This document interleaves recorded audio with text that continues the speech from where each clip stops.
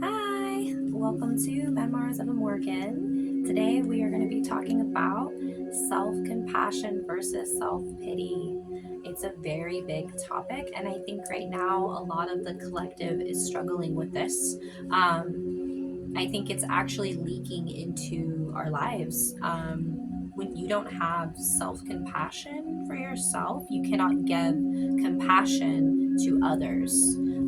So that means that you will not have empathy, you will have apathy for other people. And I think we can definitely think of a few things that have happened recently. On social media and the media that have caused a lot of people to lose their compassion.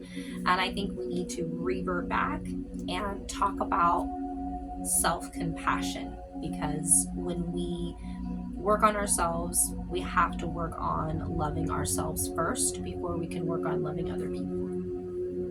So, self compassion is, and I have my notes here, are treating yourself the way you would treat a friend. So, basically, having self compassion is like, think of how you are with your friend. You know, you're very helpful, you give them your time, you talk to them when they need somebody, and you praise them, you give them little bits of hope in themselves, you know what I mean? And I feel like that's the kind of thing that we need to have for ourselves within. Also, self-kindness, common humanity, and self-human recognition is a huge one for me.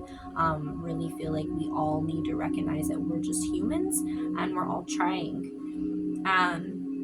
Everyone makes mistakes and feels pain. Mindfulness is having compassion and loving yourself. Self compassion motivates like a good coach with kindness, support, and understanding, not with harsh criticism. And that's another thing we'll talk about, because that coincides with self pity, is self criticism. Self compassion looks like softly leaning into emotions, so comforting yourself. I like to give myself a hug, and like when I can't get a hug from somebody else, I know that sounds really, really weird, but it actually helps soothe me, because sometimes that's all I need when I'm upset is like a hug, and I don't get that in my day. Do you know you have to have 5 hugs a day to survive? Most people do not get that. To say no and turn away from danger, like protecting yourself. Also, going with your intuition is a huge one. Letting our bodies know it's okay, I am safe. That is a self affirmation I use every day that helps me ground me and makes me feel safe. Is I am safe, I am sovereign, I am loved. And it literally helps me so much, because some days I don't feel safe, even going out of my room, going outside. Like, it's my CPTSD. I have issues with that. I will barricade my door because I think someone's gonna break in my door and like kill me. I don't know. I have these weird things sometimes.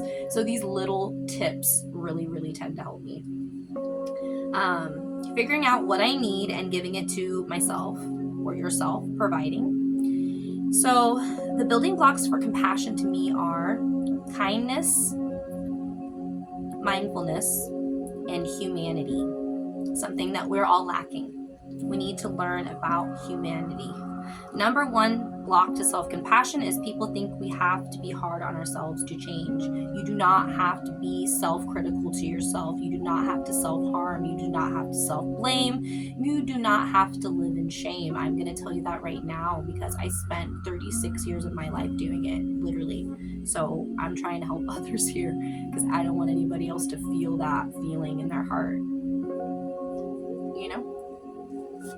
So let's talk about self pity. Self pity is basically when you have an emotion in which one feels sympathy, sorrow toward themselves in regards to one's own suffering. So, like, if you get hurt, you know, you cry. Kids, when they're on the playground, they get hurt, they cry, and they fall down. That's self pity. You know, they're hurt, they're having owie. That's self soothing. It's having self compassion as well. So, self pity isn't always a bad thing, and I want to make that note that that's not a bad thing to have self pity.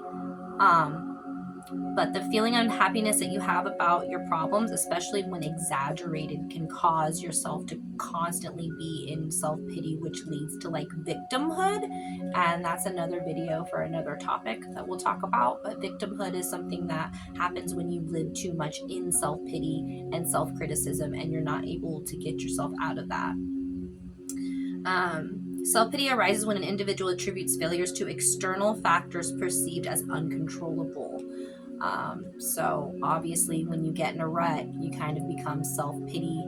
You kind of have self-pity on yourself, you know what I mean? Ignoring that others have suffering and sometimes greater struggle. So yeah, when we have self-pity, sometimes we're not thinking about other people and what they're going through. We're only thinking about ourselves and what we're having happening in the situation. And that's why we should definitely have compassion for other people and work on having not too much self-criticism or self-pity. And finally, we'll get into the last topic, which is self-criticism.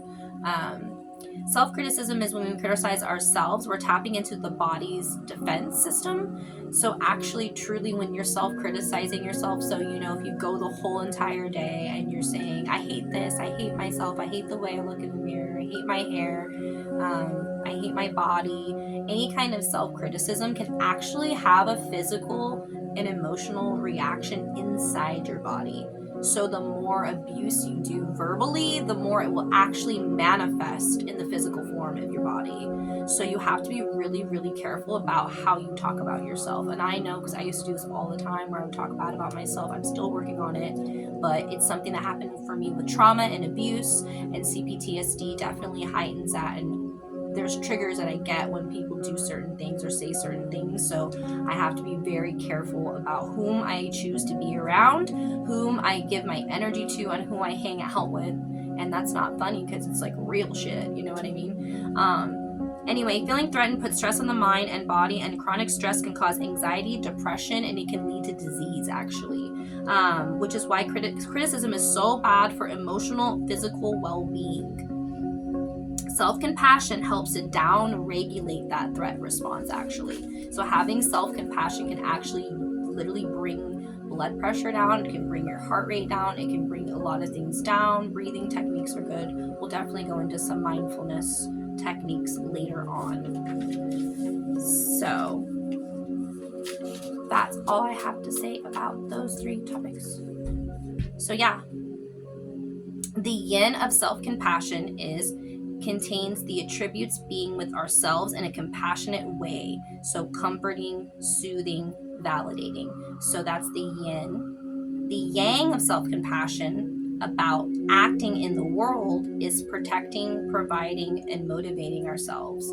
So if you want to find an even dualism to self-compassion, like if you're like, this is such self-compassion's for fucking pussies or whatever, you can also think about it in a yang form, which is the masculine energy of the yin and yang duality, which that would be the acting in the world. So it'd be protecting, providing, motivating yourself, giving yourself, working out, doing a sport, things like that, like doing the cold plunge, doing a hot sauna, doing taking care of your beard, going out and doing things for yourself, getting your car fixed. Those are all self-compassion, self-love actions in the world that you can take. Now there's also the emotional side, which is the more feminine, which is the yin, and that's going to be containing the attributes being compassionate with our emotional well-being. So that's comforting, soothing, validating, those kinds of things, giving yourself affirmation, self-love, self-care, all of those types of things. The emotional side versus the action side, yin versus yang. So the first step is feeling safe from harm, protecting, meaning in saying no to others who are hurting or harming you if we inflict on ourselves or others. I don't know what I meant by that, but anyway, basically, yeah, like making sure you're cleansing your energy, you're doing your spiritual bath every day, you're doing your grounding, meditating, helping yourself and not putting yourself around other people that are also self-critical, self-negative, have those kind of attributes about them, could definitely help your vibration. Yeah, so I hope this video helped. Like and subscribe if it did. If it didn't, then that's fine. Do with that what you will. I don't care. I just came on here to share some really cool information that I found.